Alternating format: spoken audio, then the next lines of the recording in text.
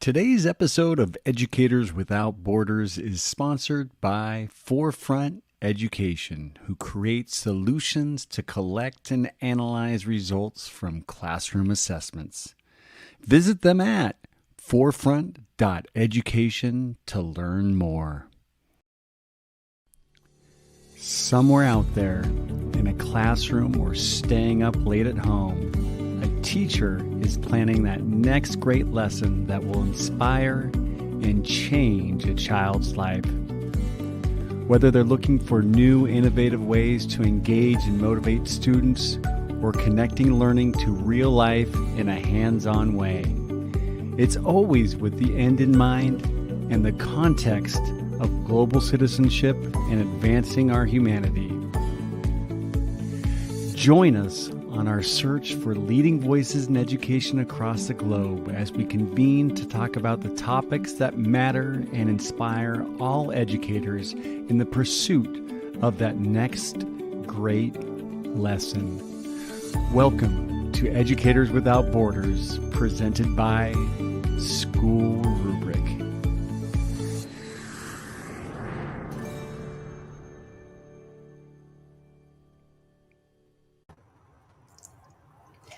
Hi, and welcome to Educators Without Borders, presented by SchoolRubric.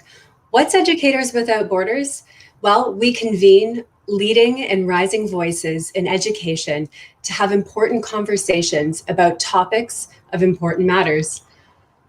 Hi, I'm Julia Reynen. I'm a former international school principal, and I currently am a co-founder at Clear Crossing Academy here in Toronto, Ontario. Today, I have with me a panel of amazing individuals, Sarah, Leah, and Daniel. Let's get to know them a little bit more. Sarah, let's hear from you first. Hi, everyone. I'm Sarah. I'm an international educator, and my background is in special education and counseling. So I'm really happy to be here and be a part of this conversation, as I myself was a TCK as well. Good to see you, Sarah. Daniel, over to you. Hi, I'm Daniel Wickner. I'm an elementary school teacher based here in Hong Kong, and I'm super excited to join this panel. Huge thank you to SchoolRubric for having us, because I'm really focused on the idea of identity and centering identity in our classrooms and practices. Finally, Leah, let's hear from you. Hi, I'm Leah O'Bryan. I'm coming to you from my hometown, Rockland, Massachusetts, United States. I teach 7th and 8th grade English in West Bridgewater, Massachusetts, and I also have taught English in Cambodia. I'm really excited to talk and contribute to this conversation today.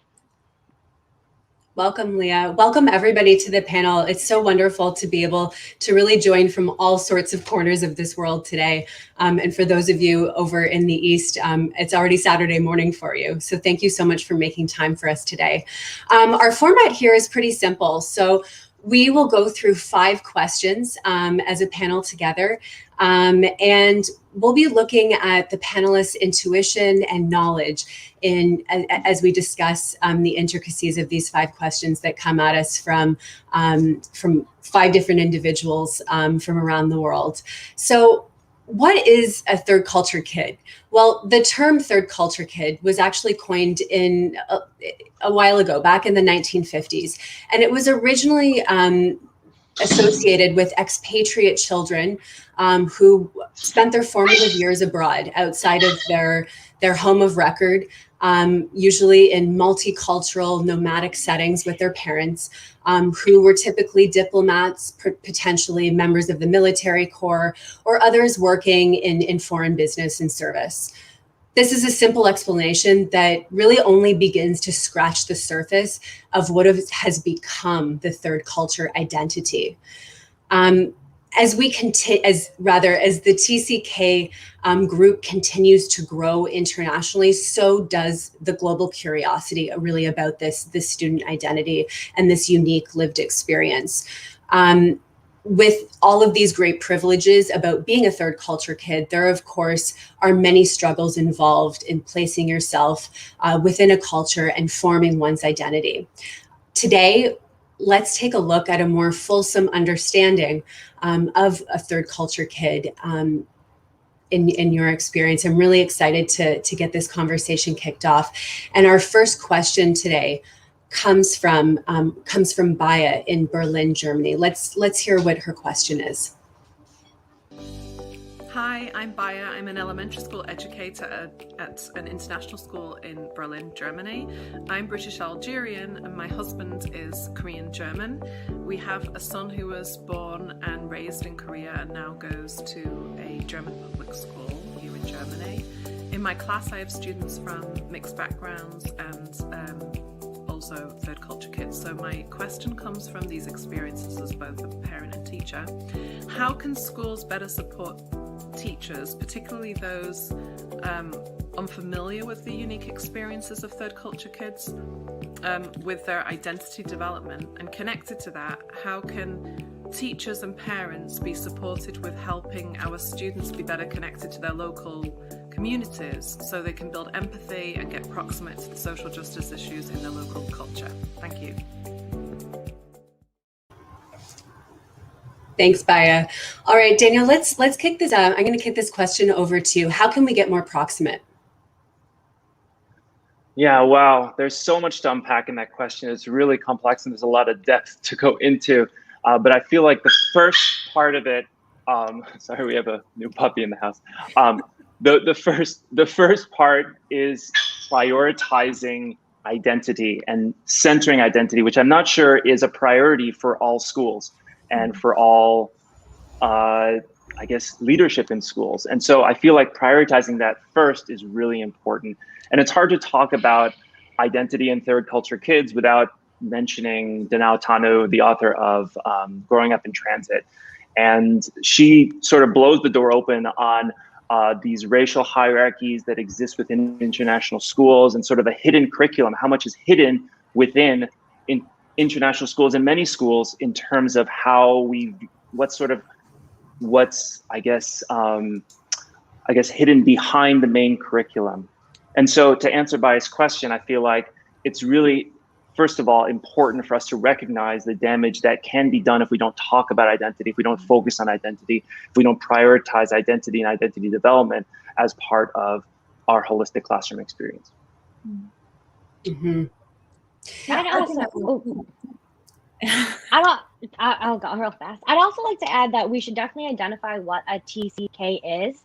When I was sharing that I was doing this awesome panel with some of my former professors in college and even my teachers and my fellow teachers where I work, they didn't really know what it was. And we do have TCK kids in our classroom. And I think it's really important to expose them to that and maybe do a professional development based around that so then we can better ourselves and better our students in the classroom and expose our other students who don't also know what TCK students are either, so then they can help and befriend them and move forward so they can more grow their identity and such.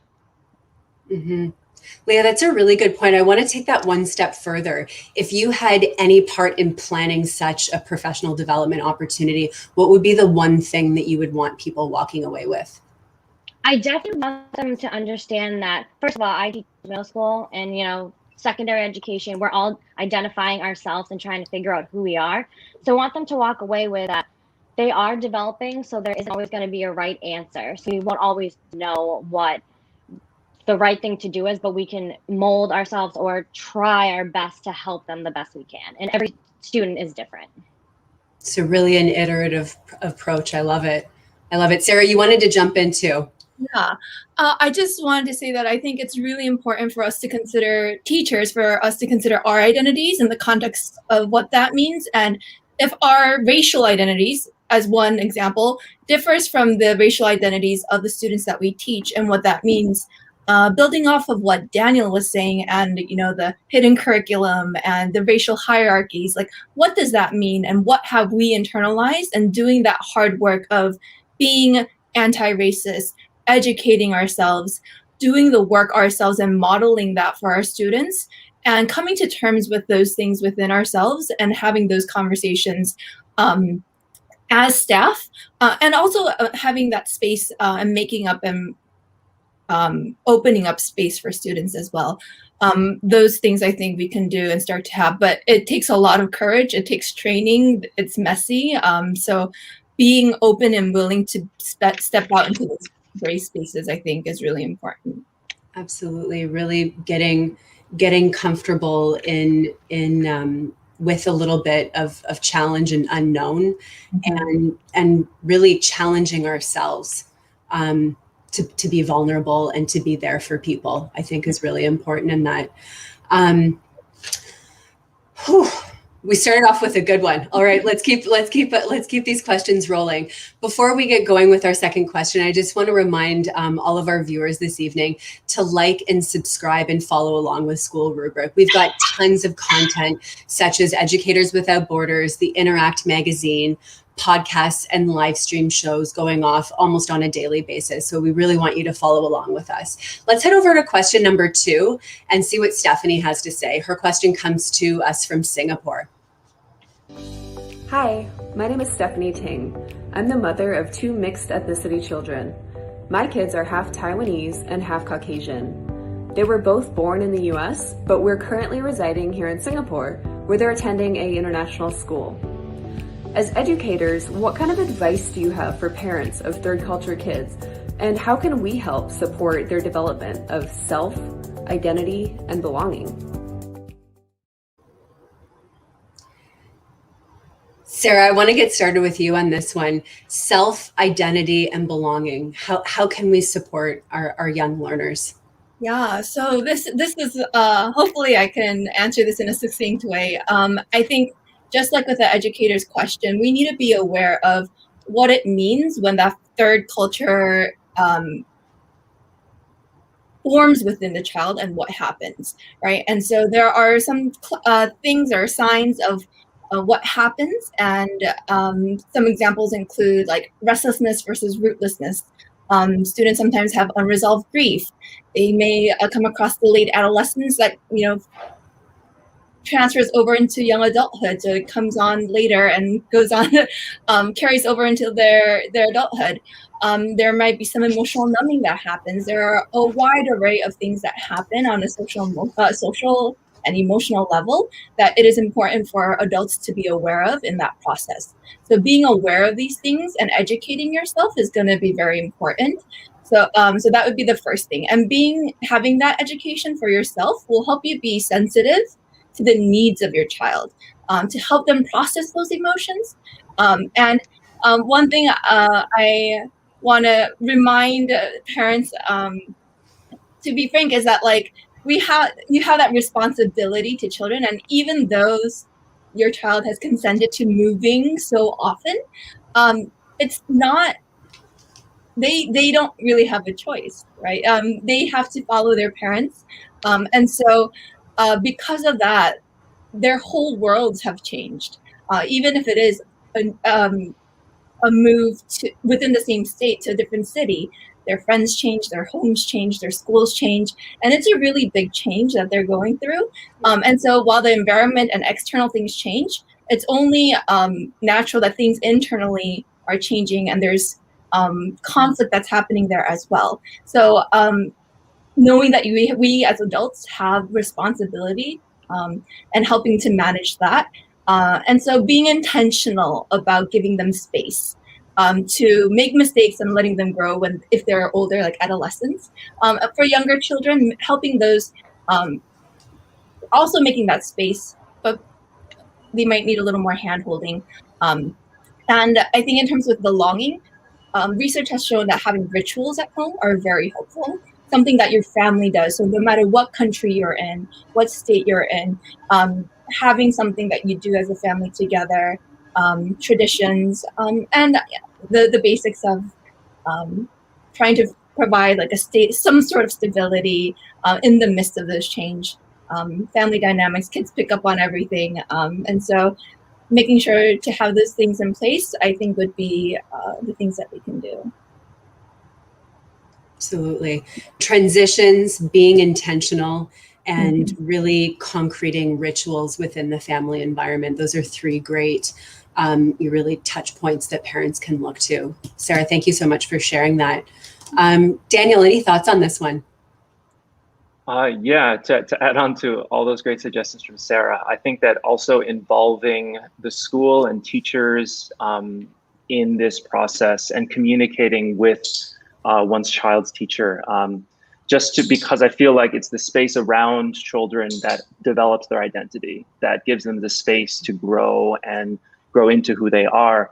And so communicating proactively and making sure that teachers know that this is a priority for you, for your child, and helping to align the school and the teacher with the priorities that you have at home, I think is really key. In addition to that, Sarah mentioned something before about modeling identity development. I think that that's something that we as teachers and parents need to model for our students in terms of modeling connection, local connection. So when moving to a new place, I think it's easy to stay within a bubble or stay within an insulated space as adults and also as children. But if we're modeling growing those connections, those authentic organic connections inside the new community that we're in, with those new cultures, with those new languages, or with that new community as a whole, then I think that that's sending a strong signal to our children. Mm-hmm. Really inviting a sense of curiosity, for sure. Over to you, Leah. And going off of what Daniel said, making connections with the school is so hugely important with the counselors as well, and their teachers and the admin. But also I think it's interesting to use admin and counselors to find similar stories. Like if their child is moved from so-and-so, they can make connections with those families and then build their own little family, I guess you could call them, and they can grow and then expand and use each other the best they can because they've already been through it. And you relate to people the most by, finding out that they have similar stories than you. Absolutely. We really, people grow in bond together, particularly in times of transition. Leah, I'm really glad that you brought that up. And really, with that being said, with so much movement happening throughout the academic year, not necessarily just at key turning points like ends of quarters or trimesters or semesters or per annum, we really need to be so attentive to those children and their families who are transitioning, in between the cracks almost, to really be picking everyone up and pulling everyone along together and really creating that sense of community belonging for everyone involved. All right. Sorry, a quick pro tip, I guess. Oftentimes, as I moved a lot, the high school I graduated from was my 10th school. But from my personal experience, and it seems from generally in the data as well, it seems like 6 months into a new location is when students go through that initial slump of things are really kind of hard when things are new, when they're first, kids are used to adapt. TCKs that have moved often find it easier the first few weeks and months because they've done it. It's kind of a part of them, they know how to navigate the first few weeks of school, but then 3, 4, 5, 6 months in, that's when it kind of hits. So that's a time to be on the lookout in terms of support. Yeah. So really that wraparound support for really beyond an academic year, realistically, to be again catching everyone as they're coming and going. Absolutely. Let's forge right ahead. Let's head into question number 3. This question comes to us from Sarah, actually in Boston, Massachusetts. Let's hear from Sarah. Hi, my name is Sarah. I teach hybrid in Massachusetts, and I was just wondering how you are handling teaching students, specifically third culture students, remotely or even in the hybrid situation, without having the normal socialization aspects. Their adjustment to school and feelings of identity might be masked due to being remote or being hybrid, only seeing half the kids that they would normally learn with. How do you think Corona has affected our third culture students, especially those in areas where they physically stand out even more? All right, Leah, I'm gonna kick this one over to you first. Really, how can we support students the most at this time? This is a really important question. I really am passionate about this question because I'm dealing with it every single day. Right now, my school is teaching hybrid. We've been hybrid the entire year, and on Monday, everyone comes back. It's a huge adjustment for us. Our class sizes are growing, but it's so exciting to see everyone. And it's going to be huge on our children's mental health, their socialization, and their learning. COVID truly is hurting all of our students, hurting all of our teachers around the world. The college I went to, could never have prepared all of us for what we're dealing with. And we just have to remember that this is a huge moment for growth for them. And when they enter our classrooms, we just have to be there. And I think that it's definitely hitting all of us hard, but we're learning from this and we can do more and go forward. And I think for identity for our kids, my kids that are fully remote, I do have a TCK student that is fully remote. He's not coming back, so he'll stay online, but most of my children will be back. I worry for him because of the lack of, face he's seeing. The kids don't know who he is. When he talks, the kids don't usually see him when they're in the classroom. So they're like, who's that? Who's that? And it makes me nervous for when he does come back. I think admin and all of our ELLs and other teachers have prepared us when all of our kids do integrate. And I think it's awesome because it'll give them a chance to start over, I guess, but also be able to immerse themselves in things that they've been missing.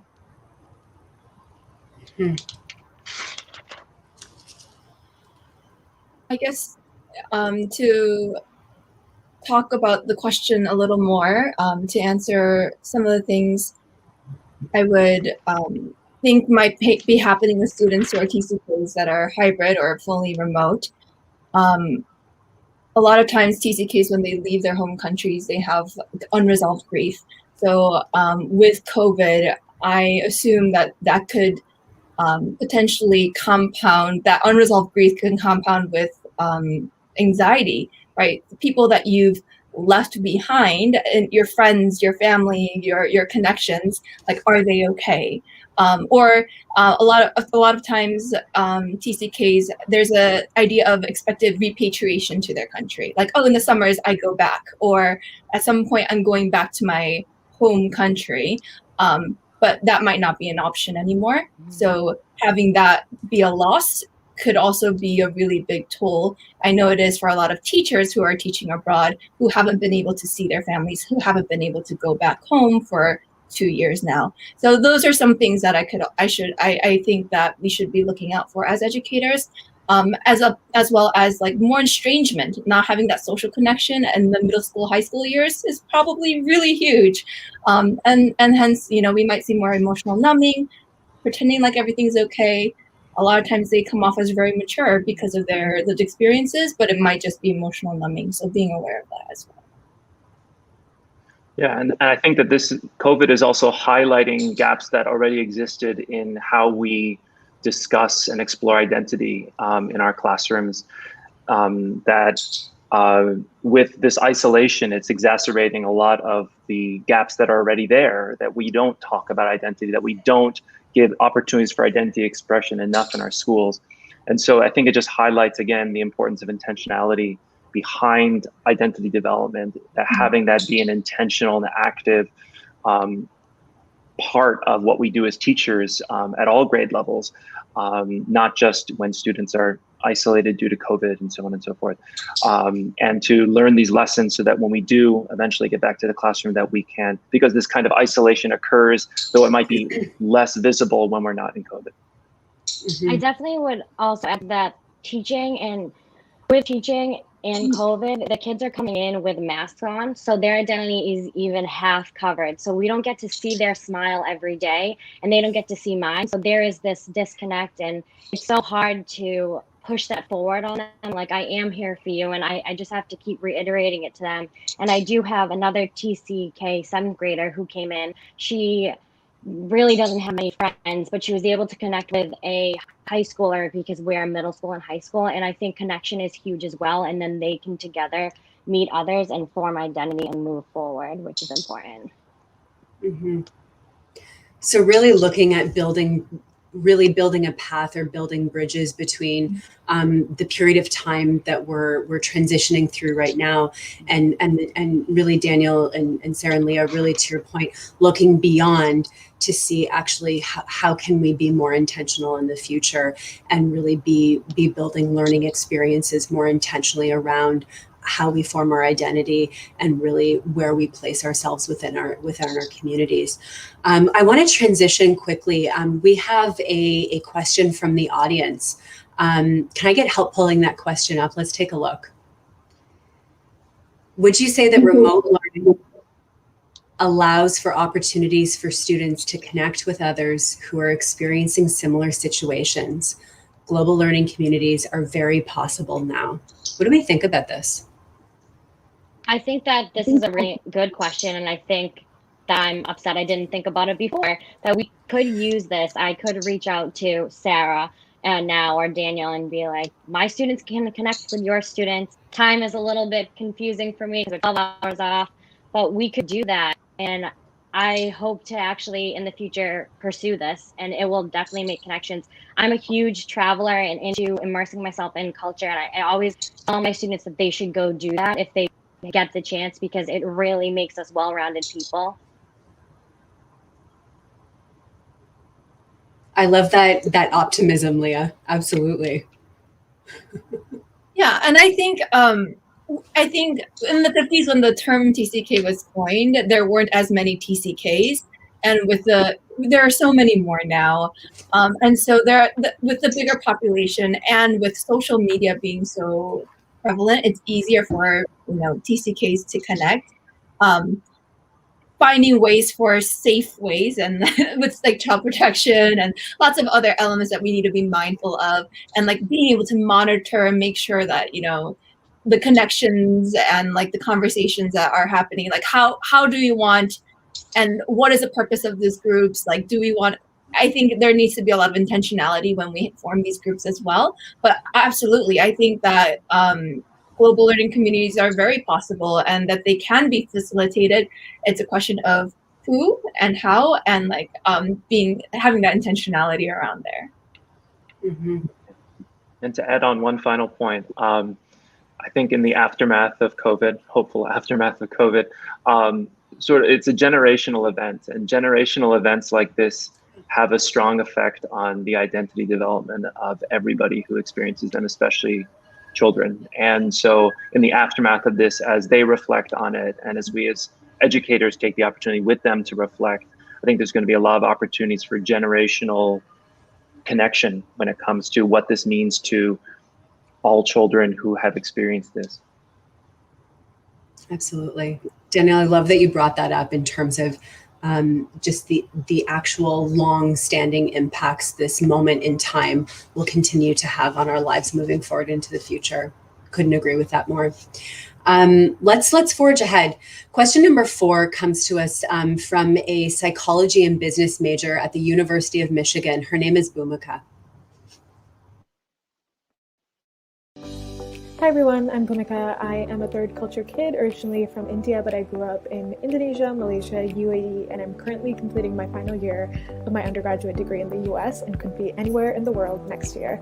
Something that I've been thinking about the more I learn about my third culture kid identity and experience is the role that teachers, counselors, and parents play in helping young students really understand their identity as a third culture kid and their social identities in general. And I was curious to hear what you all thought about that. So I feel like we've been circling around this question for a while now. Let's tackle this head on in terms of social identity. Where do we go with this one, Leah?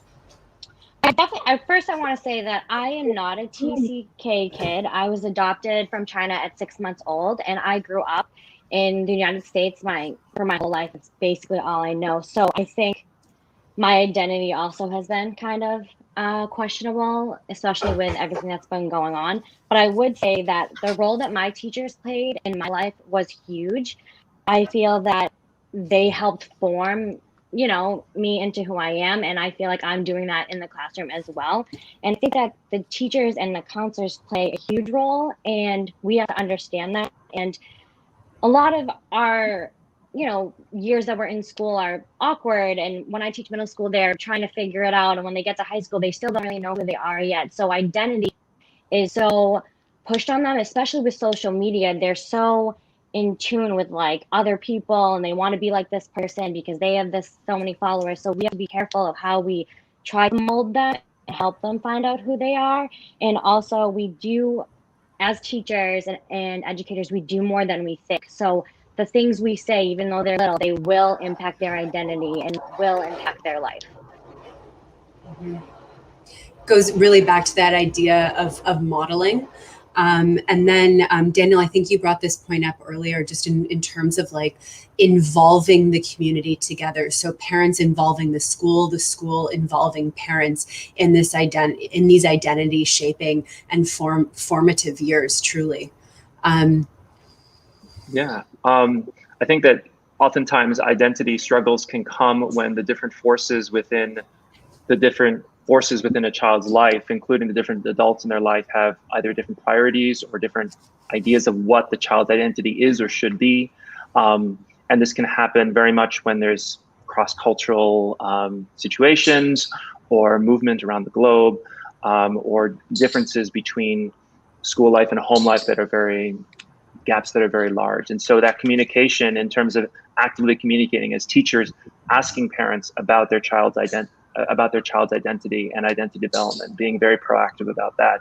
And in terms of counselors, looping in counselors and having sort of a triangle in terms of that communication to sort of see the student from all of those angles, the home angle, the social emotional angle, and the academic angle, because identity is formed and is affected through all of those areas. I do also want to point out, that everyone from different cultures, sometimes their communication with parents is limited because that's how they were brought up. So we have to also be aware of that. And we have to somehow foster and help them be able to open that communication line that will help them form their identity. And also it will help them adjust to be in TCK in a new area and then make connections too. In terms of like, for me, the one thing that just keeps on coming, ringing through my mind is effective communication. Like everyone needs to be moving in step together, in support of our learners, and in support of the development of the community, going back to thinking about how educators, counselors, and leaders within school communities really do need to be front and center in terms of supporting students through these transitions, through their identity forming years. Well, we're nearing the end here, and the final question that we have for you guys tonight actually comes from Wallace, the co-founder of SchoolRubric. Let's hear Wallace's question for us. Hi, my name is Wallace, and I'm the co-founder of SchoolRubric. News and media organizations have only recently begun to report on a number of hate crimes and aggressions towards the Asian American and Pacific Islander communities. However, having said that, there's always been a number of macro and microaggressions towards these communities, despite the news media and organizations only recently beginning to cover these events. As educators with Asian heritage, I'm curious to know what kind of role you see as necessary and appropriate to foster a more accepting and inclusive community that celebrates and recognizes our diversity. Really appreciate all of your participation on Educators Without Borders and looking forward to your responses. Thank you.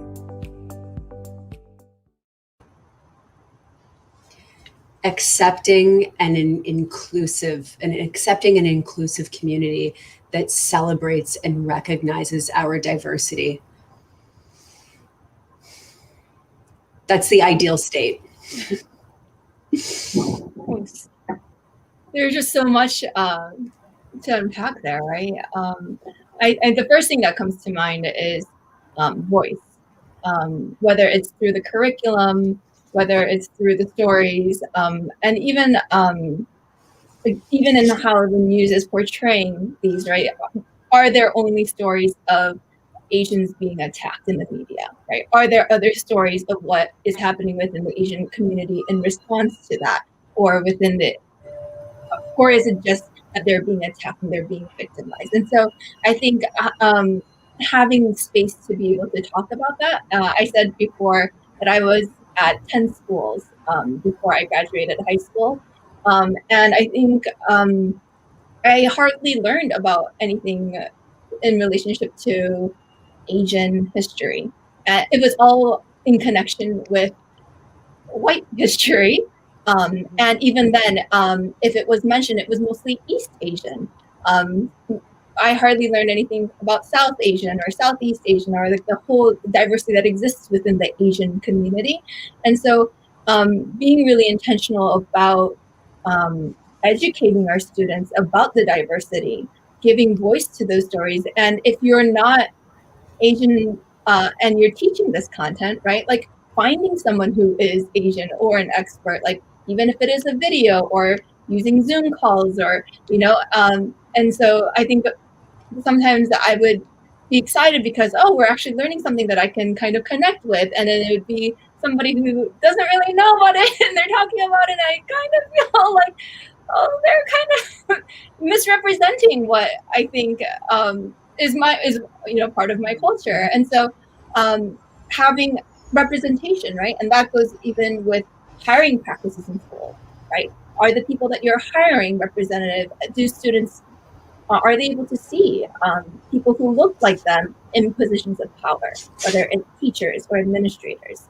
So those are some of the initial things that I think come to mind. Going off kind of what Sarah said, being able to see yourself and the people that are teaching you is huge. And in the United States, or in my experience, I've only had one Asian teacher in my entire life, and I didn't have them until college. So I never really saw myself in anyone that was teaching me besides my biology teacher when in college. And I think it's important that we make sure we talk about these things that are happening. I'm one of two people of color in my entire school district. We are a small district, but I do have a few students that are predominantly white, a few students that are of color, and a few students that are Asian. And given the time frame that we're in and what's going on, a few students have reached out to me and asked me if I'm okay, and it just shows like empathy, which is huge because a lot of middle schoolers don't have empathy yet. It's not quite developed,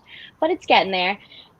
So it just made me proud to know that they're thinking bigger and they're showing that they care about other people. And I think it's important for us to be honest with them as well, because masking over what's really happening and what they see on social media because they have it in a click of a button is important to just be honest with them as well. Yeah.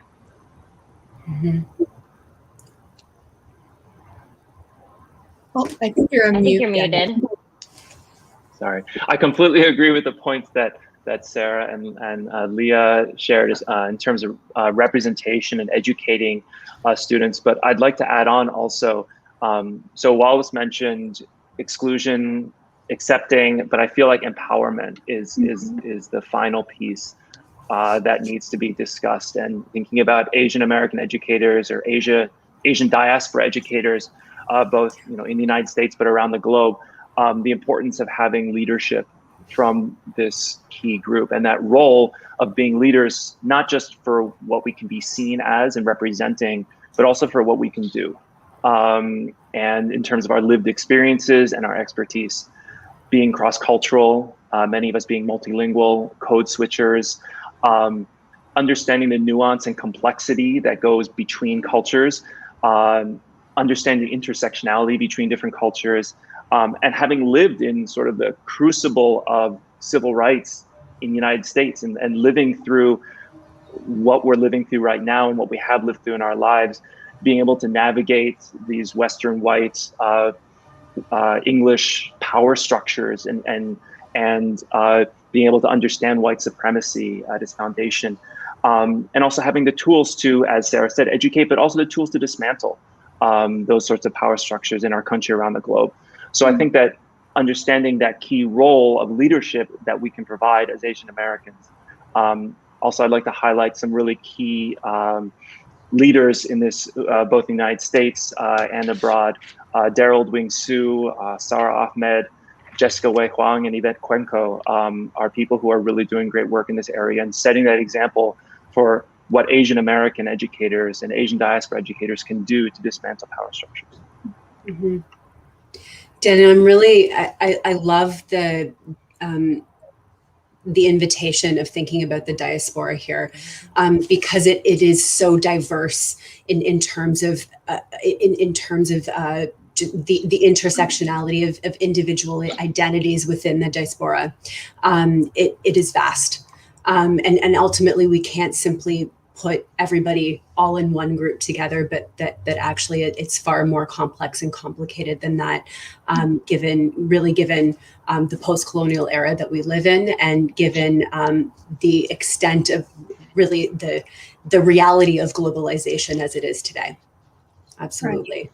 And Julia's right. Just to go off that, like post-colonial era, but many, if not most of our classrooms are still very like we have to decolonize those classrooms. Yeah. I haven't yet been a part of professional development where we're actively talking about how to decolonize our classrooms and give more power to students and give that back to students, and what that means, and dismantling that, as Daniel was saying. So really moving towards that direction as well. Absolutely. And not necessarily, I would say, not necessarily just through words, but actually through actions. The intended, the written, and the taught curriculum are often three very, very different things. And it's actually our actions that speak volumes. And it's our collective voice together. I cannot thank the three of you enough. Leah, Daniel, and Sarah, you've been extraordinarily gracious with your time and your energy towards this very important conversation today. I've learned an immense amount, and it's been such an honor to hold space with you this tonight and your tomorrow morning. We are out of time, guys. So we do have to say goodbye. But before we leave, I just want to encourage everyone listening and watching today to join our Facebook group and continue on with the discussion with us online.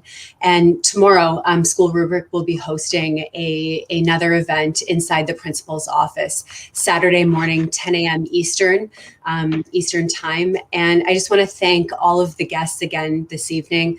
Leah, Sarah, and Daniel, thank you so much. And for the viewers, your support and comments this evening, they've been wonderful. Remember to like and subscribe, follow along with SchoolRubric, and we'll see everybody soon. Have a good Friday and Saturday morning, everybody. Bye. Bye. Bye. Thank you for watching SchoolRubric's Educators Without Borders. Be sure to subscribe to our YouTube channel, where we highlight voices and perspectives of educational leaders across the globe. To stay in the know with our latest upcoming panels, interviews, tutorials, and more, make sure that you follow us on social media or visit us at SchoolRubric.com. Thank you.